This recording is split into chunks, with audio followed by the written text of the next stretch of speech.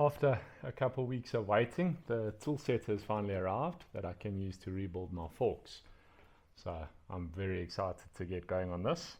I've never done this before, so this is a learning curve for me and for you guys, I'm assuming. Let's get these electronic Ohlins cleaned and put back together. To do the cleaning, I bought some IPA or isopropanol alcohol. I've just decanted into a 5 litre and into a little spray bottle that I'm going to use for cleaning the stanchions and inside the tubes and all the various other components. I've got it's a multi-threaded, I can't remember what this tool is called, but this holds basically the dampener rod inside the stanchion for when you're rebuilding that. So I've got that tube over there. Then I've got a fork seal driver kit. I'll show you in more detail, Nana. But there's the fork seal driver kit. Went and bought some Motul 5 weight oil. It's light. I bought 2 liters of this because these Ohlins forks work on air gap, not on milliliters. So as far as I know, it's about 400 mils of fork, but I'd rather have too much than too little. I also bought some Ariete fork seals. These are for these forks in particular. And then while I was at it, I just bought new dust covers as well. So I'm replacing the fork seals and the dust covers on these. What else? This tool, it was actually incredibly cheap. I bought this from Leroy Merlin. It's used for heating systems, if I remember correctly. But I think I paid 29 Rand for it. It's a hard plastic. And it's a 29, well, it ranges I think from 26 up to 32. And this fits the damper nut at the top perfectly. And I wanted plastic so it doesn't mar or damage any of the anodized aluminium. That was awesome and cheap. And then before I stripped the forks, I made sure to take the preload, how many turns the preload was. So I've marked left was 7 preload and right was also 7 preload. Let's get cracking on cleaning them. I can blow them out, let them dry, and then I can start putting these back together. I'm not sure on all the technical terms of each of the components, but I'm going to go through them with you. We'll start at the top. We had the electronic adjuster and the top cap. You can see over there with its connector. And as far as I know, that's a damping rod. I think it is, or the rebound rod. Can't remember what that's called. But that's all in one with that.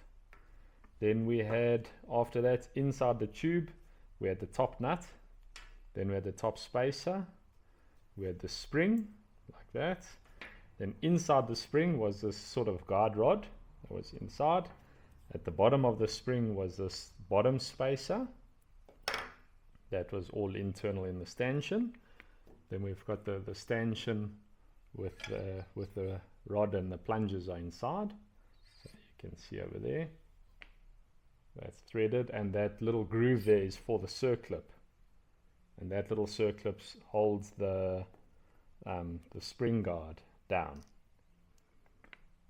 Luckily the stanchions are in really good condition. They're not scratched or damaged at all. Very, very happy about that. Then we've got the outer tube. This is ever so slightly scratched and damaged. In the bottom of the tube is normally this metal spacer or metal washer. It's got a sharp side or a flat side and a round side. Then we've got our oil seal. Then we've got this sort of round circlip that is used to hold the oil seal in. It goes like that. And then finally, right at the end, we'll have the dust cover. I got new ones of that as well. And then for the right shock, the right fork, it's exactly the same. That's sitting on this side. Let's start cleaning these. I've got a little bucket, and like I said, IPA. We can start cleaning. Pieces I'm not going to be using is the oil seal and the dust cover, so I can put those to a side. I've just got a plastic container that I'm going to use to doing the cleaning. And then I've just got this plastic brush. And then, like I said earlier, I've got a spray bottle with IPA in. The parts themselves, I'm just going to clean inside the container. To start, I'm going to clean the spring, and this I just put a cable tie so that I know which side of the spring was the top. I'm not sure if it's important, but just did it that way. Gonna put them in and let them soak a bit.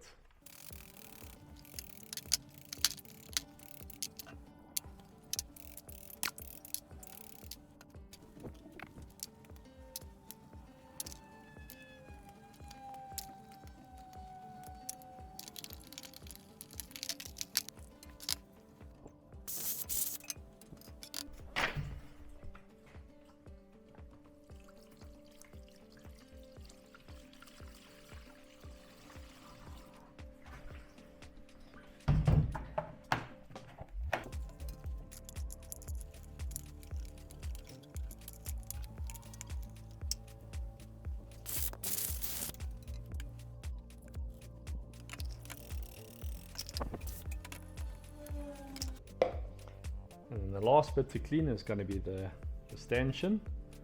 I can't remember what this bit is called, but that's obviously where the axle goes through and your brake calipers mount to. So that's the left one. I'm going to clean that up. It's quite dirty and grimy, so I'm going to use the RPA to clean that. And then inside the tube, inside, I want to get all of that as well. So I think in the meantime, I'm going to pour some RPA down the middle.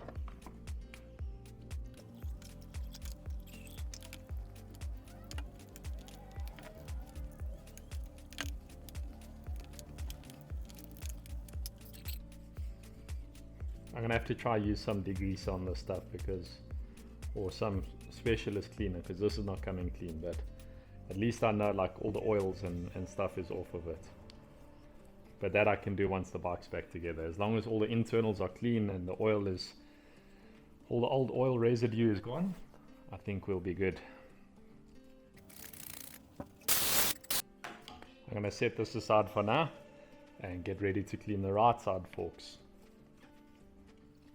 The right fork is basically going to be exactly the same. I've just put all the parts in here to soak, and I'm going to go through and clean these now. Okay, that's both forks done. I'm going to hang this up so I can continue dripping all this ISO out, and then we'll get ready to start rebuilding. Check out the color of this RPA now. It's like murky and there's stuff floating in it and gunk and whatever. Just thought I'd bottle it up to show you guys.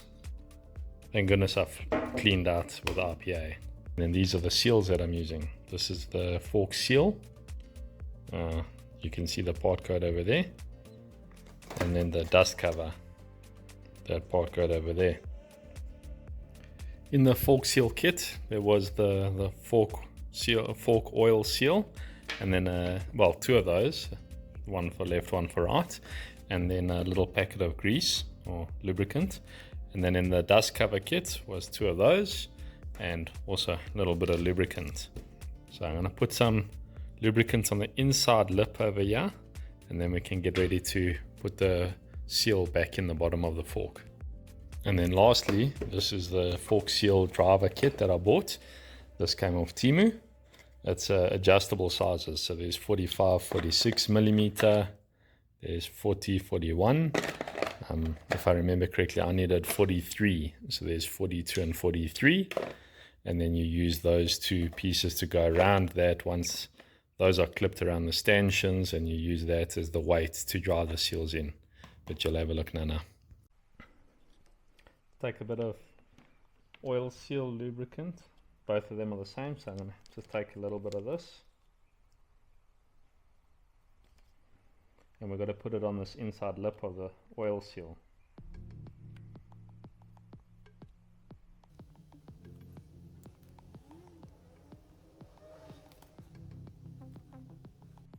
Okay, there's a fair amount in there.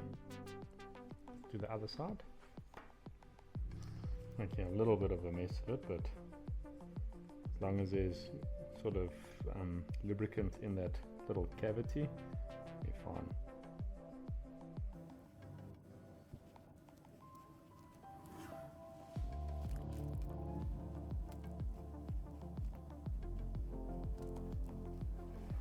To put the oil seal in, I've just got a piece of wood on the ground with a bit of rubber on it to protect it.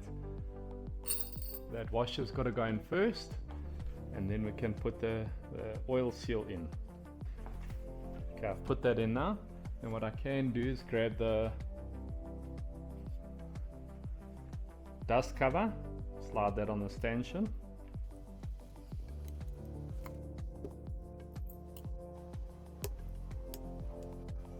Okay, I do need to hold this up and this clippy up so that I can use the fork seal driver to get those seals to go in. So hold that like that, like that.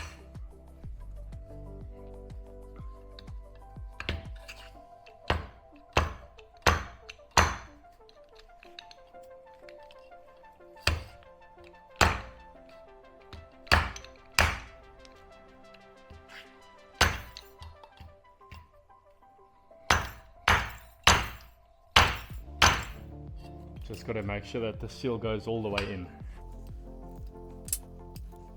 This is my first time doing it, so I want to actually take this out again and just confirm how much more we got to go. Okay, so I pulled it out and I drove it in a little bit more with a fork seal with a driver. Note to self, or in my experience now, put the grease on after you've driven the seal in, because a lot of the grease has come out and it's gotten everywhere. So I'm going to have to put a new batch of grease, or a little bit more grease inside it, so that it seals properly and I make sure that we are 100%. So, note to self.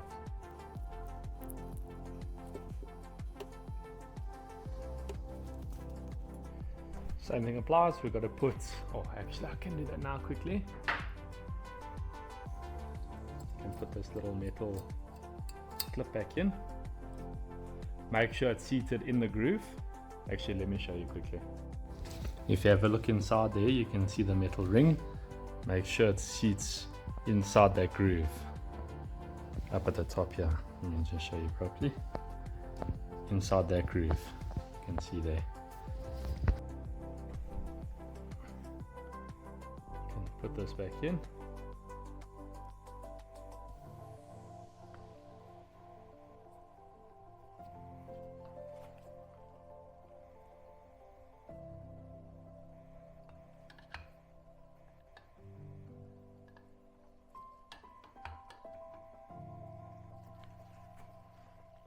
And then the dust cover should go in with a bit of force.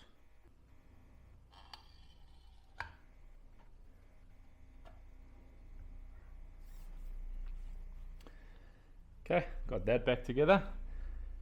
Now I'm going to clamp it in my vise. I'll show you what I've done with my vise now to protect the lower.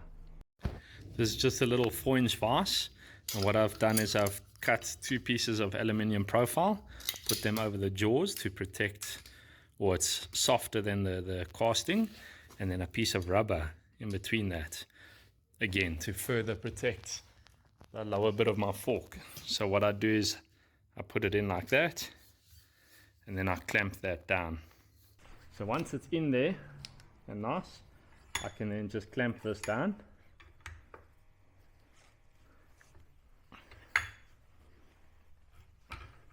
And then that gives me a sort of solid working surface or workstation. From all the information I've read, it says the lower spacer must go in, and then the spring guard should also go in. So I'm going to put those in before I put the oil in.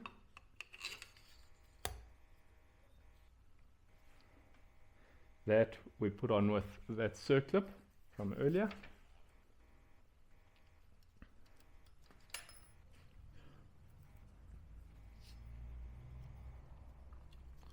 I just dropped it, so make sure it's clean.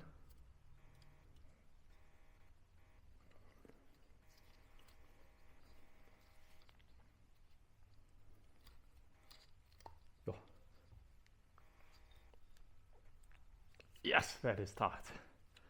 I'm going to have to grab a plier or something to do that. Need to be very careful. Don't want to send a circlip flying somewhere where I won't find it. And also don't want to damage the shaft. There we go. Now we can pour our fork oil in and bleed that. The fork oil that I'm using, like I said, is Motul Light.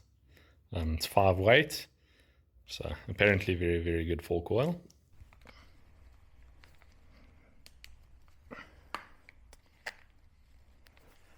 Let me move you back a little bit.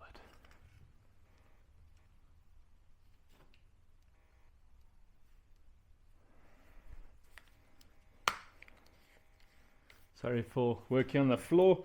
It's just with the vase it would be too high to work off the table. Before I do that, let me... This is a little, like a bleed rod. So I'm just going to tighten this on here.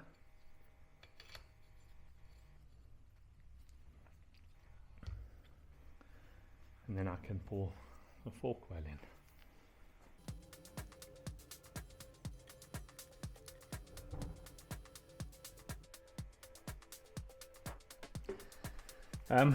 From all the videos I've seen online, obviously the stanchion needs to be all the way in on the tube while you do this, and your spring must be out so that you can get the right, with regards to Ohlin's, air gap or oil volume. So now I'm going to pull this up slowly and then push it back down to bleed all the bubbles out of at the bottom. Pull it back up. I'm going to go back down.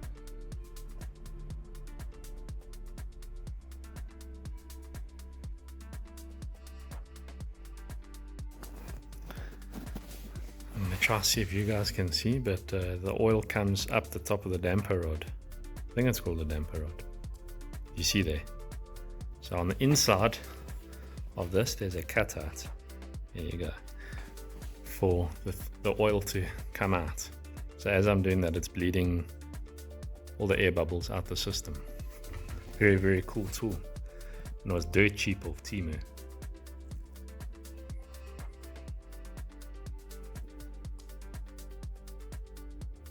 It's getting firmer and it feels pretty much consistent up and down. So I think I'm done bleeding.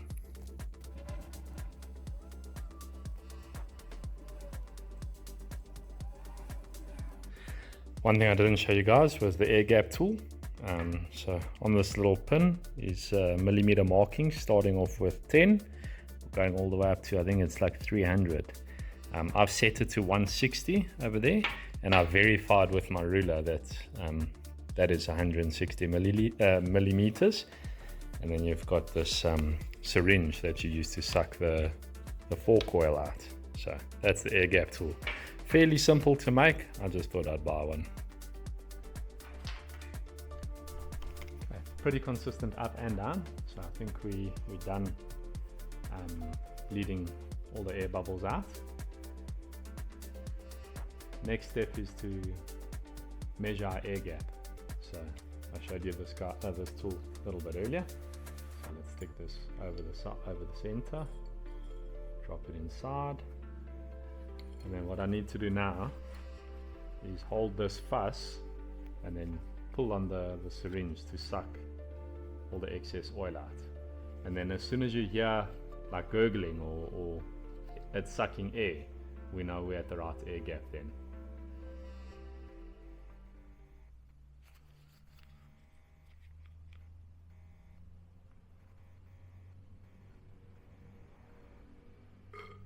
There we go. Did you guys hear that?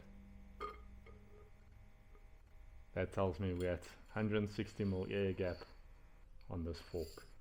So let's get that out. And then this we can pour back in the bottle. Perfect. Now our air gap is right. Now we can put our spring back in, our top spacer, top nut, and then start tightening up. I'm going to bring you guys in closer for that. Just going to cut the cable tie off of the spring, so because I know that's the top. Can put that in.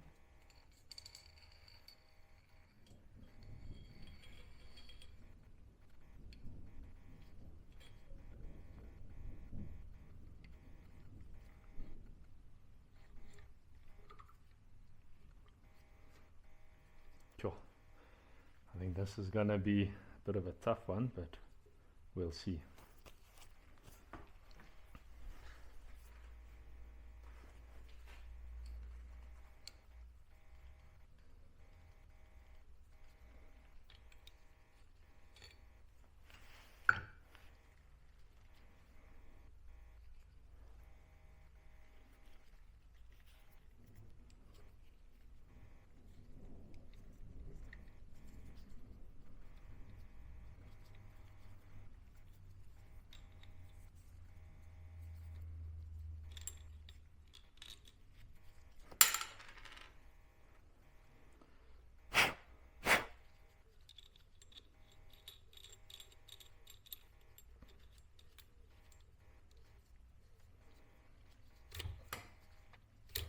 Oi.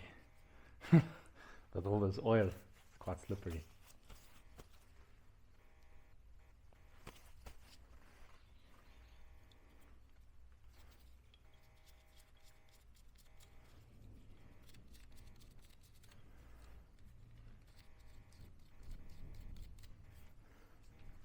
Okay, I need to get this all the way down. Let me show you.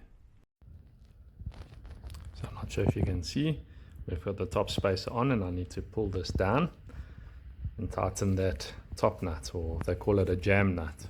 So I need to pull that down, tighten the jam nut, and then I can put the top cap on.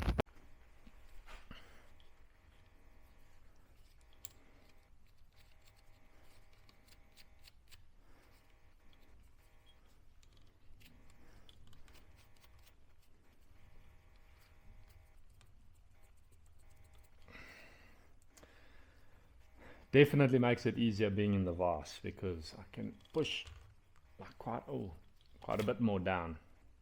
I've torn my glove.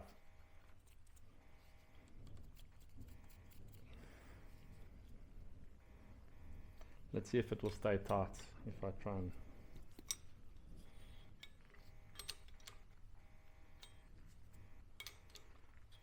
Okay, for now it is. That seems to be working.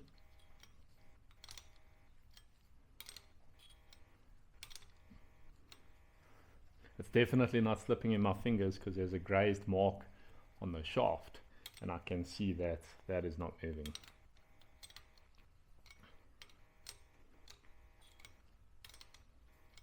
That's a 19 spanner, by the way, in case you're wondering.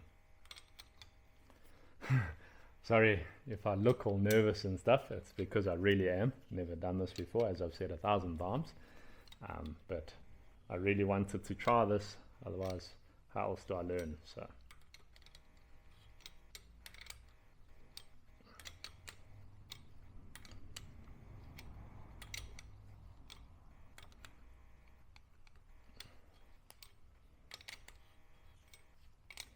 okay, there, it's starting to move.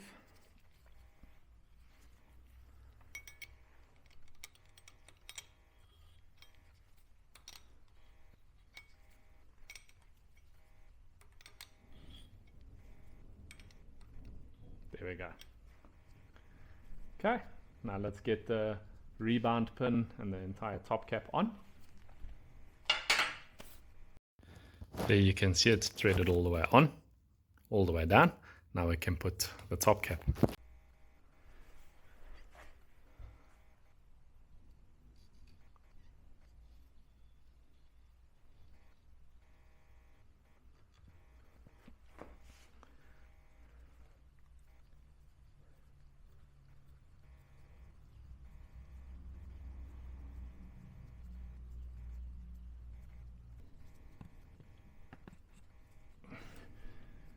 Okay, top cap is threaded all the way on. Now I've got to loosen or tighten the jam nut onto the top cap.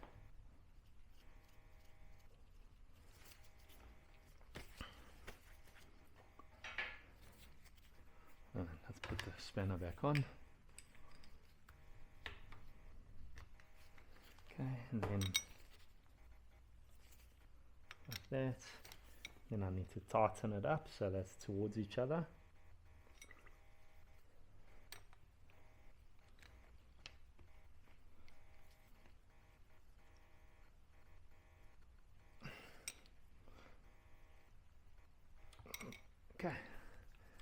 That's quite tight. That is now done. Now what we do, we lift our tube. Hang on, I forgot to put, I'm going to put some red rubber grease around this O-ring and on these threads, just to protect the threads in the O-ring. Let me grab some red rubber.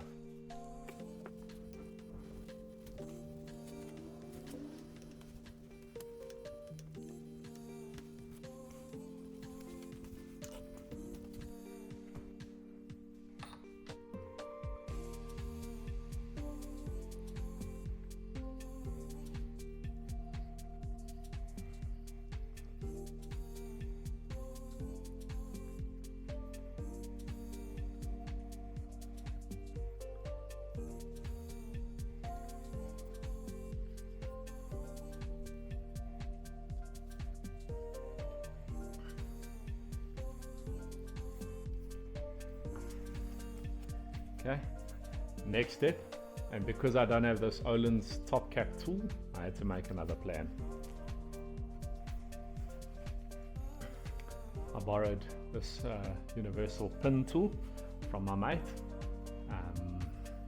Problem is, for it to fit, I've got to make sure that the 32mm aligns with one of the faces of the 32mm align with the holes, just so that I don't mar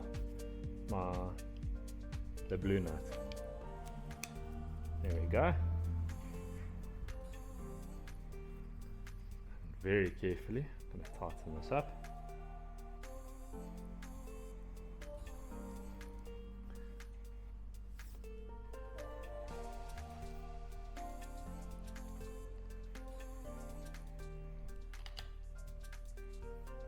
And there we go. That's tight.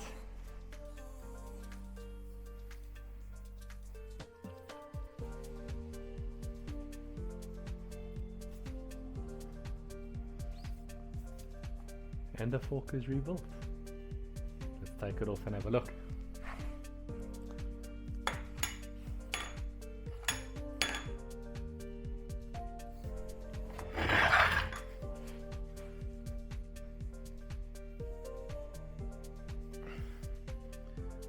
Seems to be fine.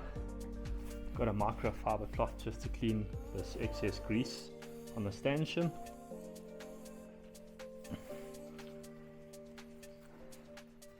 Now I can put this aside and rebuild the right fork. This is the left one. So let's get the right one done.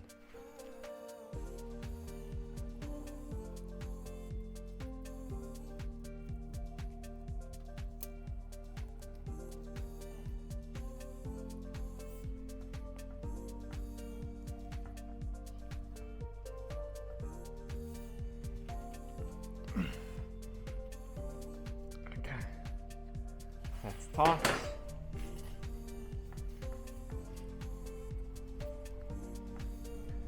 And then the very last thing I need to do, which I forgot to do on the left fork, is do my 7 turns of preload on the blue nut while I've got the bottom clamped in.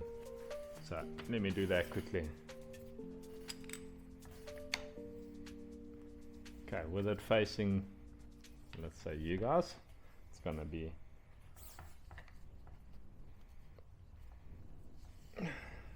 one,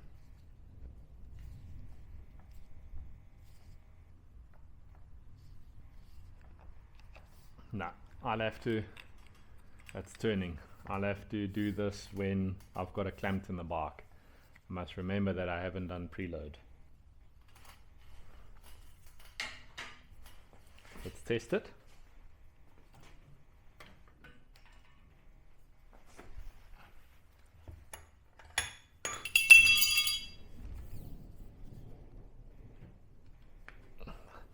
Perfect. And then I just want to clean all this grease off the lower here. That's all sorted. I hope we have no more leaks.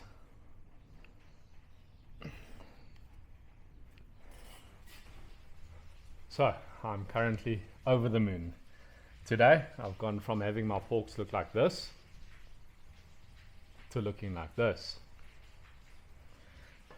So I've got two complete forks, obviously the left and the right fork, brand new oil seals and brand new dust covers and brand new fork oil. That old fork oil, I don't have a video or photo of it.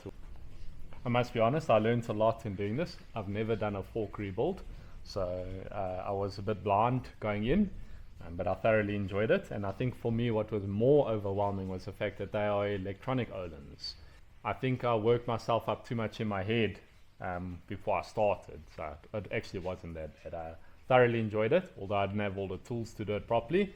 I managed, and I think they're back together now, so I'll see how they work on the bike, and once the system picks them up, and because they're electronic Ohlins, they'll adjust and whatever they need to do. When I do put it back on the bike, I do need to adjust the preload, because there was 7 turns of preload, but I'm not able to hold the tube at the moment now to preload. So I'm going to put a note on the dash, just on masking tape. I'll put a note that says preload 7 turn, still need to be done. But yeah, that's the end of the video today. If you enjoyed it, please consider liking and subscribing, and I'll see you guys in the next video.